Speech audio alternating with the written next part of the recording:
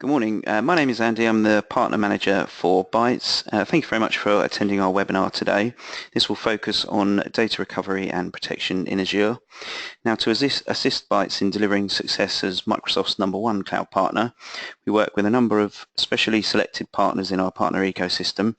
They provide specific, focused and highly skilled expertise in focused areas around Microsoft Cloud. Power On Platforms are a lead Azure partner for Bytes, focusing around the management and automation as well as the unified recovery aspects of Azure. Gennaro from Power On Platforms will take you through the webinar today and we'll host a question and answers at the end. A quick bit of housekeeping. During the webinar you are muted, but you can submit questions at any time via the questions box on the right hand side of your screen. As I mentioned, there will be a Q&A session at the end. The webinar recording will also be made available, and also if you can please complete the critique form at the end. I will now hand you over to Gennaro. Good morning everyone and welcome to our webinar on data recovery and protection. So just a quick intro for myself. My name is Gennaro Miatro and I'm a cloud management specialist. I predominantly focus around recommending solutions for Azure, EMS and OMS and come from a strong networking and cloud background. However, today I'll be talking to you about recovery and protection. So just to have a quick run through of the agenda. We've already done introductions, so that was quick and easy. We can tick that one off. We'll look at the business continuity challenges that a lot of people face with recovery and data protection. We'll then touch on what and why would I use Azure Site Recovery, as well as going through some of the concepts in terms of orchestration and failover types. We'll then do a very quick demo of the Azure Portal to kind of, show it off a little bit and get a bit more of a feel rather than just doing slides. We'll then finish off with some licensing costs and a quick summary. So let's dive straight in. So what is business continuity? Business continuity is about keeping your business's services running when there's a challenge, especially when there's a challenge or a disaster. And some of the most common challenges that businesses face are listed here. For example, if we look at the first challenge, point 1, there's normally a lot of complications, problems and mistakes. Now, generally, the more complex the environment, the more likely something will go wrong. And the more human interaction, there's going to be more room for error. We also have to consider the time troubleshooting in a DR scenario. How many times have we implemented a DR scenario and yet when we fail over, it just doesn't go to plan? We still need to add in that time and factor in that time for troubleshooting. Another point that I would like to touch on is point number 4, so the time-intensive media management. So an example of this could be, say, if I'm trying to do a restore from, say, 4 years ago, and 4 years ago IT has changed the backup tape hardware, so this makes it a lot more difficult to restore. So restoring legacy data has its complications. It then, adds in the extra layer of management of the actual backup media, and that again has its own costs and associated overhead. So how do we challenge these roadblocks?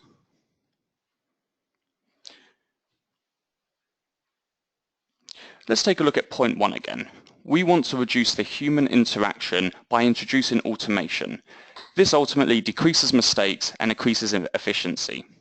Now, automation doesn't have to be difficult or complicated. I mean, when we take backups, for example, backups are already automated. They are on a schedule. They have their own retention period. This is all done automatically. You generally would not have to touch this. But we want to take that to the next level. We want to start implementing automation in disaster recovery and business continuity. And again, touching on point 4, the key goal of major organizations at the moment is eliminating tape management. Now, as storage gets cheaper and more simple, it's not really worth spending the time and money on tape management. Cloud-based tape management or cloud-based tape storage is getting very cheap nowadays, as much as 4p per gig by some providers. Now, these providers would generally manage that for you, so it takes that management overhead away from you. So that's a quick overview. Now, how do we address these challenges with Microsoft Azure?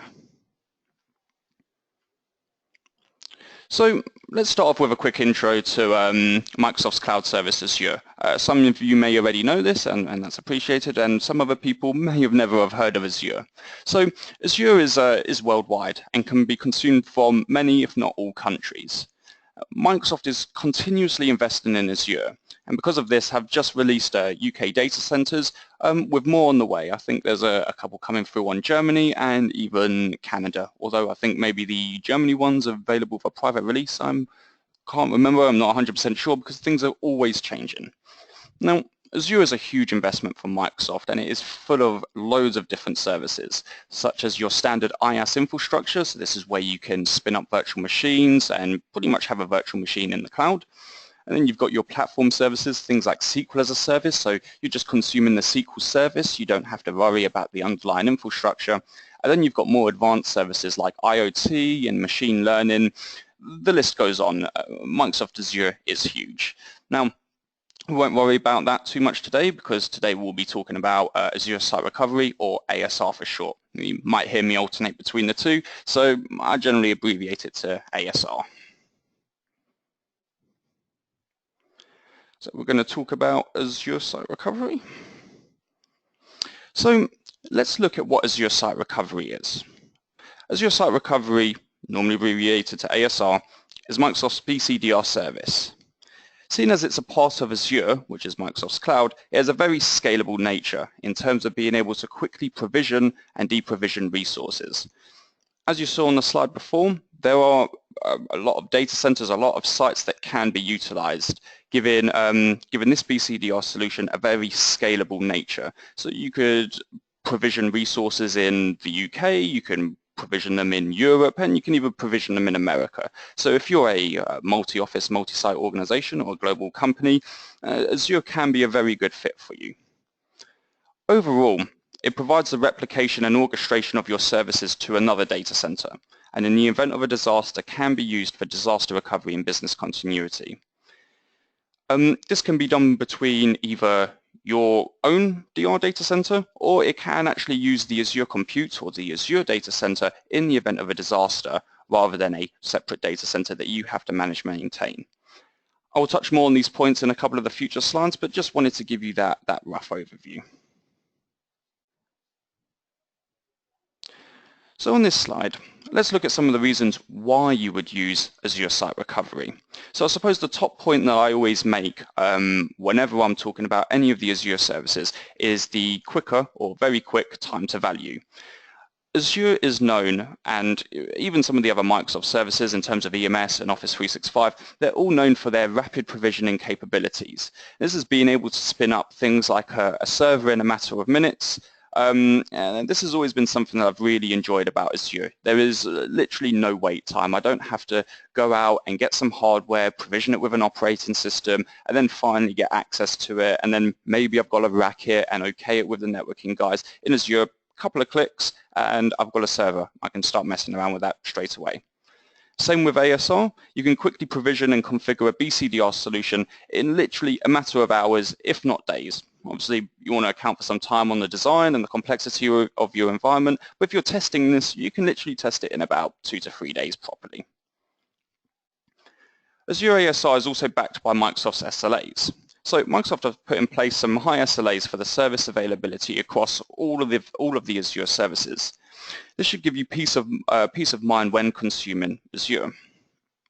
Azure is also supported by a very large support team. There's always focused on resolving issues promptly.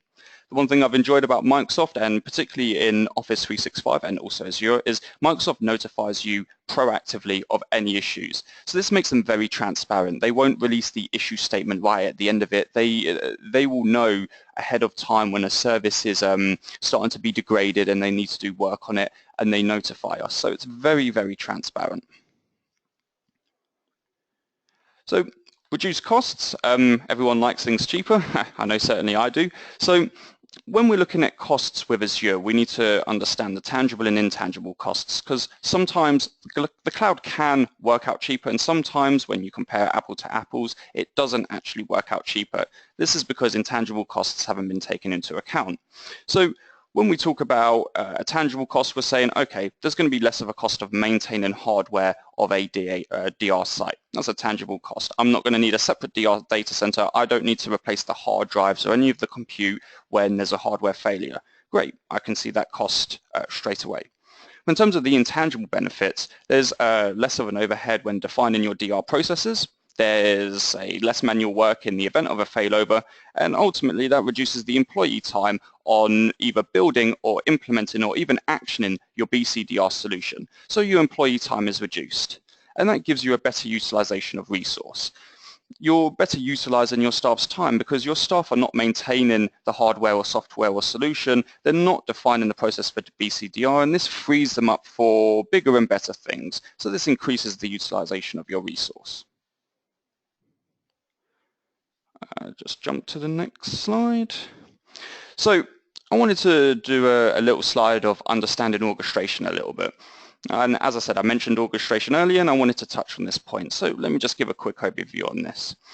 Think of orchestration of, say, when you're moving house. The orchestration of site recovery is like having a list of items and the order for the removal guys or the man with a van when you're moving your house. So you wouldn't put the heavy items on top of the breakables. I'm not going to put my sofa on top of my plates, right? I'm going to tell the man with the van what order I want my stuff in. I want this box on top of that box. I want this delivered first, a structured order. This is exactly what orchestration is. You define the order or orchestration of when the machines need to, say, come online, which ones are dependent, if there are any actions in between them, in order to make your BCDR solution a success. This can include things like at which target you want your services to come back on. So for example, either your data center or even Azure's. So as I mentioned, within orchestration, you can even build in manual points or run things like custom scripts.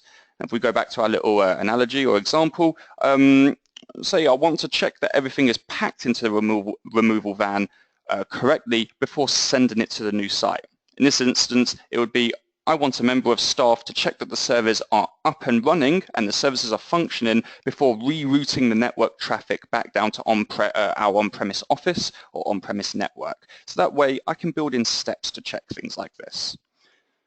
Overall, orchestration is the key to a successful failover, especially in complex environments where there is generally a lot of manual work needed in the event of a disaster. This can save time and reduce a lot of risk. So let's look into one of the scenarios of ASR. So we're going to look at Hyper-V to Azure, so Hyper-V 2012 or Windows Server 2012 or above, so R2 or 2016 is fully supported. And these are things like Hyper-V hosts and System Center Virtual Machine Manager environments. Now, Azure Site Recovery can take multiple data centers and replicate them to a target, which could be Azure, and this is generally done through a data channel such as a VPN. This can then use Azure as a DR site and can be done from multiple sites. Obviously, with things like this, where the complexity becomes a lot more higher, you would need to allow for design. You would need to design to allow for 2 or more data centers to be in Azure. We would then need to think about other considerations, which I will touch on later, but things like IP addresses, network mapping, as well as the actual overall network connectivity, such as site-to-site VPNs and express routes. So in Azure Site Recovery, there's a couple of different failover types. Now, I think these are one of the key things to understand and to obviously be aware of. So there are 3 main modes in Azure Site Recovery. Now, this is assuming that you've already got your machines replicated and it's constantly replicating them. You've got a nice setup environment. So then what? What are your options on Azure Site Recovery? So you have the planned failover. Right, so this is for either doing a full test or if a DR scenario is imminent. If a DR scenario is imminent, sorry about that. It will orchestrate the initiation of your DR site, so it will bring the DR site online and shut down your primary site. Your services will then be running on your DR site, assuming that you do the DNS routing and network routing. This would come up like that. You also then have an unplanned failover, which I hope to God no one ever has to do in their time, but this is when a disaster occurs. Your primary site is down, there is nothing that you can do about it, so we need to action our BCDR plan now. So this brings up the DR site ready for use. You then make the networking changes and DNS changes if applicable, and this will then start using the DR site. The final one, which I find very useful, is the test failover. So this is a very useful feature of Azure Site Recovery. This will literally make a copy of your replicas to a third site or a third entity or a different area of Azure, and this can be used for testing. So generally by testing I mean, I want to test if my DR services will come up in the right order, if I can access them, if the services are running on them properly, and if there's any issues regarding the replication or orchestration. I can test this quite simply, and this will not shut down or conflict with the primary site.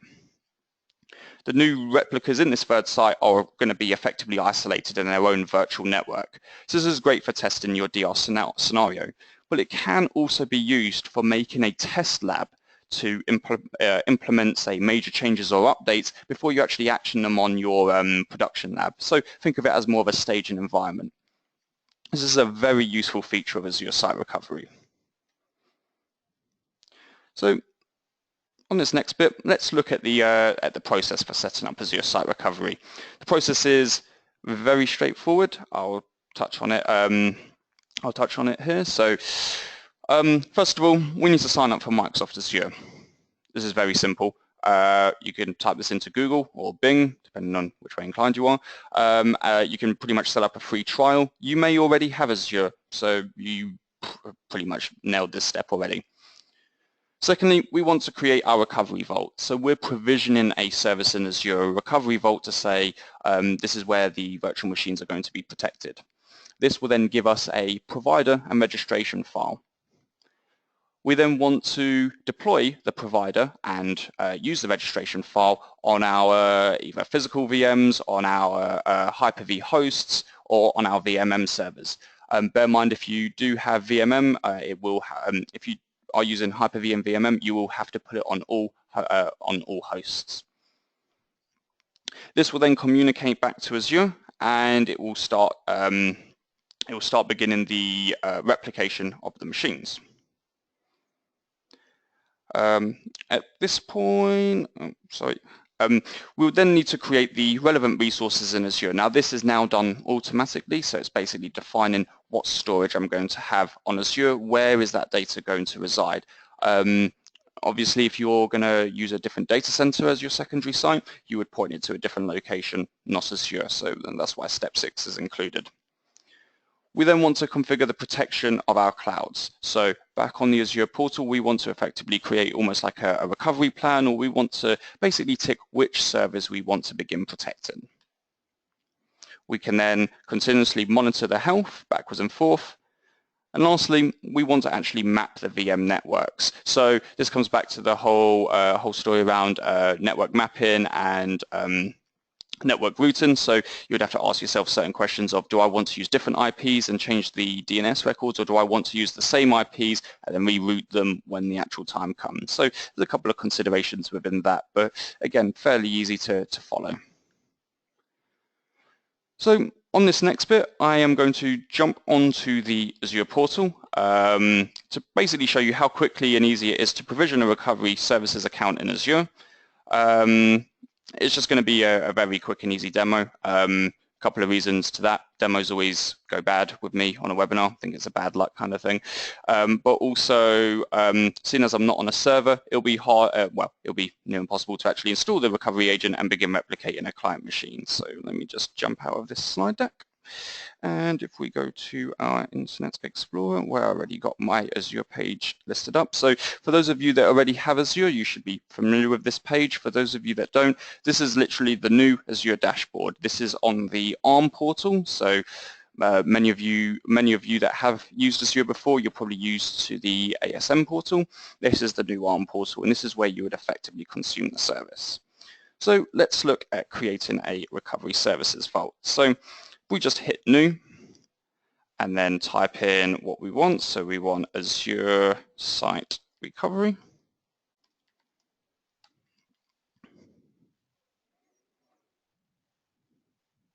you can see that it comes up here as Backup and Site Recovery OMS. So it's part of the OMS suite, so we want to create this, and this will create our Backup and Recovery Vault. So if we just click Create, and if we give it a name, so for example, Bytes Webinar 1, select the subscription. So for those of you that have multiple subscriptions of Azure, you'll be able to choose which subscription you want this to be deployed in. And again, if you're using resource groups to group your resource and to give you better management, you can again define it here. So for the purpose of this, we'll create a new one and we'll call this resource group Bytes. And I want our location to be North Europe. As mentioned before, we can deploy this in a variety of countries, everything from Australia to the US to Brazil to Japan. But I think for this one, we're going to leave it as North Europe. And if we hit Create, this should begin the provisioning.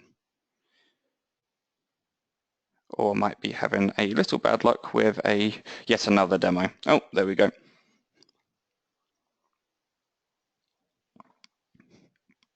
So as we can see at the top, it has begun deploying. I can literally just drop down this notification. And as you can see, it's already deployed. I haven't fast forwarded this or anything like that. It's literally that quick. So if we go back to all resources, we can see that we've now got a recovery services vault that's named Bytes Webinar 1. Okay, so let's click into this.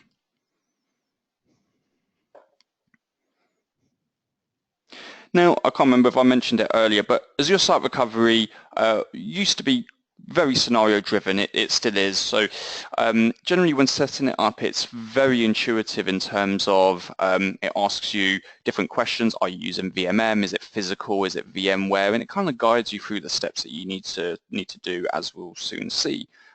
Again, seeing as I'm on a client machine, it'll be hard to get through a couple of the steps, but this is just to give you an idea. So if we click on Getting Started, and then Site Recovery, it gives us the three key steps to make this deployment a success. So one, prepare our infrastructure. As I mentioned in the slide deck, this is pushing down your agents and your registration file. You then want to define which applications you want to replicate, and then you want to create and manage your recovery plan. So this is things like the order of services and when they come up, which services are dependent on each other, which size virtual machine do I want for SQL Server A, all of these things. So this basically defines the orchestration. So if we click on Prepare Infrastructure, you can see that it now gives us a different subset of goals. And again, as I mentioned, very scenario driven. So where do we want to replicate our machines to? So we've got to Azure or to a recovery site. So as you've seen, is it your own site or a different DR site by another provider, or is it to Azure? So for the purposes of this, we'll just hit Azure. And then it asks us again, how are our machines virtualized? Are we doing it with Hyper-V? Are we doing it with VMware? Or are we not virtualized in terms of using a physical, or are we using a different hypervisor?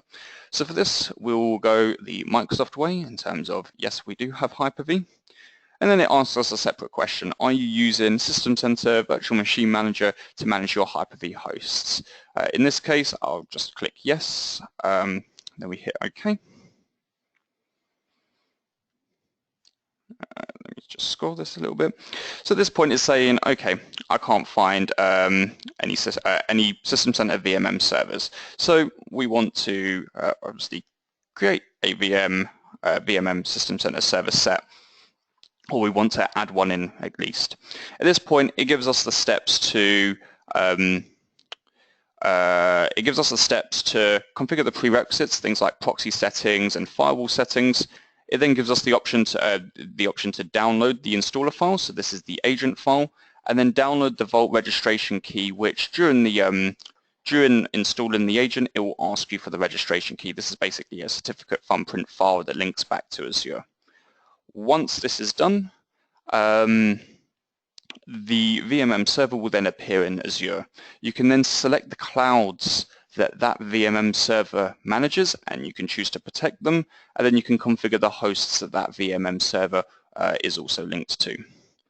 Obviously, as I mentioned, can't get through some of these steps because I'm on a client machine with no access to a test environment with VMM, but as you can see, it doesn't take a major amount of skill or learning in order to implement something like this. Azure gives you the high-level steps, and it even gives you the instructions to use, even down to the point where it will say, check that your VMM server at least has one VMM cloud configured. So it's very intuitive, very easy to get through these steps and get your machines protected. I'm just going to jump back to the slide deck.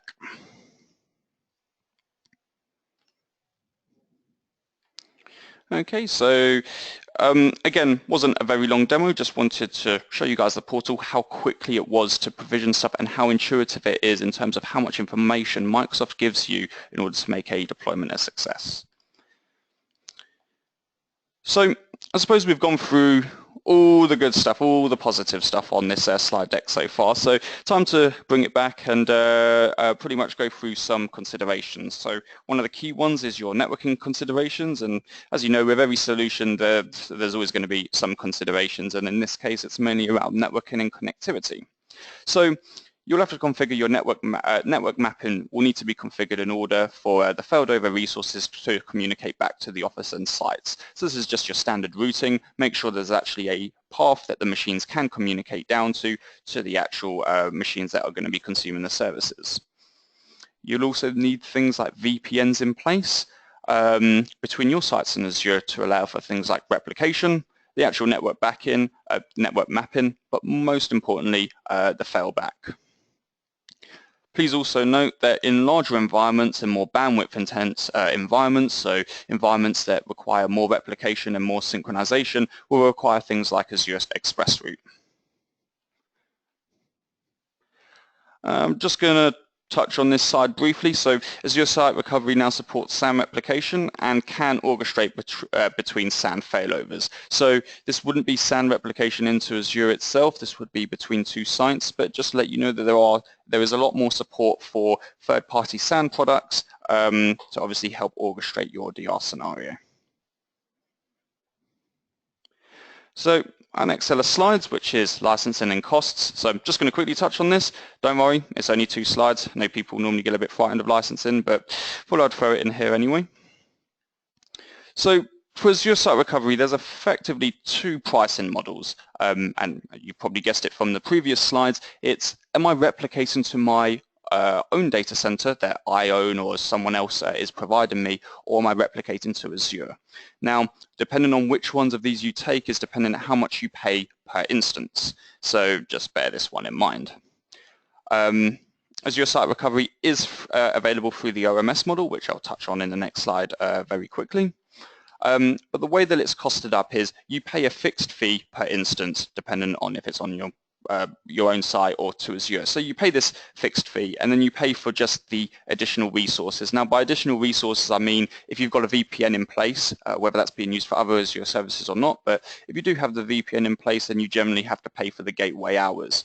The storage, the underlying storage of the replica VMs that you've synchronized up is also chargeable. However, these 2 things, the network and VPN gateway hours and the storage, it's not majorly expensive. So it's still a cost to consider in the long run, but again, it's not, I wouldn't call it a deal breaker cost. Please note that whether you have a trial or not, if you already have an Azure subscription, Azure Site Recovery is free for the first 31 days that you use it per instance. That's the fixed fee piece only. So if you are looking to test this, or if you're looking to get a replica in your environment, or if you want to migrate a machine to Azure for say testing or for live production, then as long as it's within that first 31 days, you don't actually have to pay anything apart from the additional resource. Again, as mentioned with the SLA, there is a 99.9% SLA for the availability for each protected instance that you have in Azure Site Recovery. You don't need multiple instances. You don't need any additional resource around it to gain that SLA, unlike standard virtual machines where you would need to put them in an availability set. So Some of you may have heard of the Operations Management Suite. So OMS is a similar suite to, say, 365, where it combines loads of different products, or EMS, again, where it combines loads of different products. OMS is pretty much the same. So it combines pretty much 4 key points, which is your log analytics, your automation, your availability, which is what we're focusing on today, and your security. So as mentioned, it's a suite of products that contain Azure Site Recovery, Azure Backup, Azure Automation, and of course, operational insights. So generally, if you're going to purchase Azure Site Recovery and you also want to use, say, Azure Backup, then it may be worth looking into the OMS suite, because generally when you take 2, maybe 3, or say 60% of the products in a suite, it generally works out cheaper, and sometimes the licensing model is a lot more effective to how you want to utilize it. So let's look towards our summary and close. And let's summarize today's session. So Azure Site Recovery gives you the orchestration to fail over to either your own or Azure's data center in the event of a disaster. Azure is a service accessible over the internet, so it's effectively accessible anywhere with an internet connection.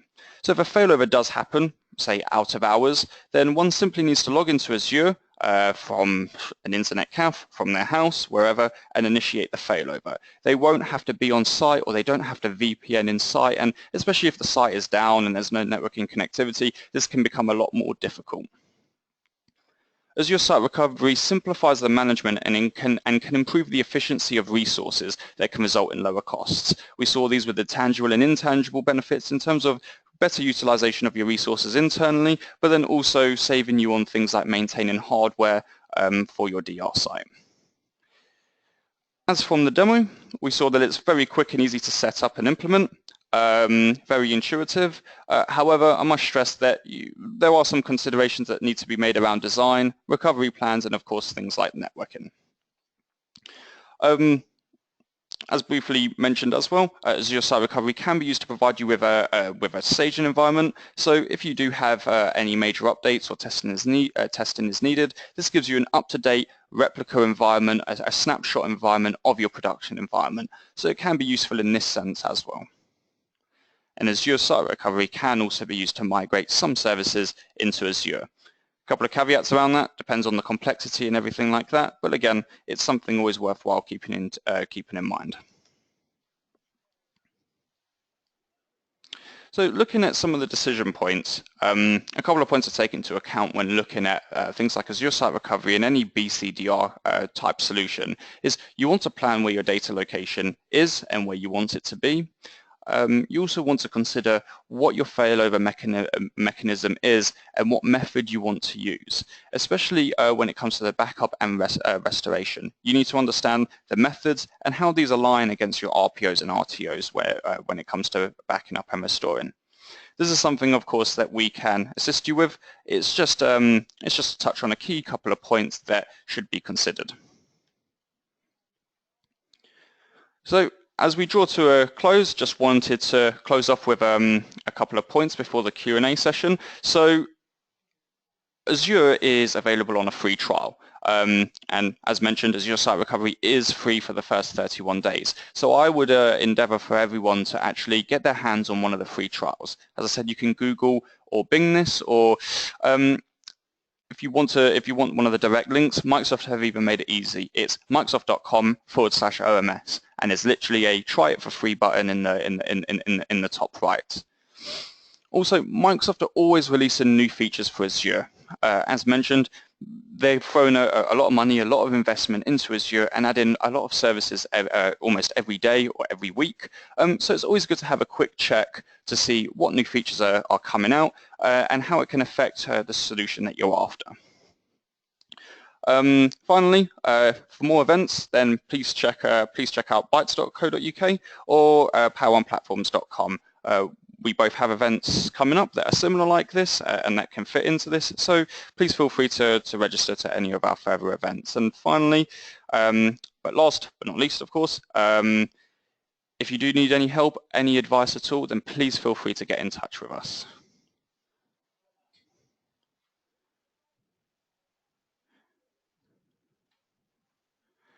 And that's it for today. So hope you enjoyed the event. I will just look at the Q&A part now.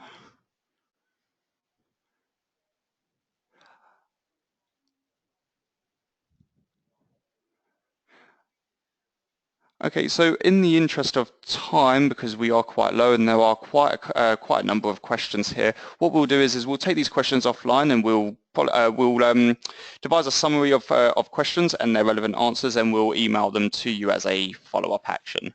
I just want to say thank you very much for your attention and taking your time out today, and hope to see you on the next event. Thank you very much.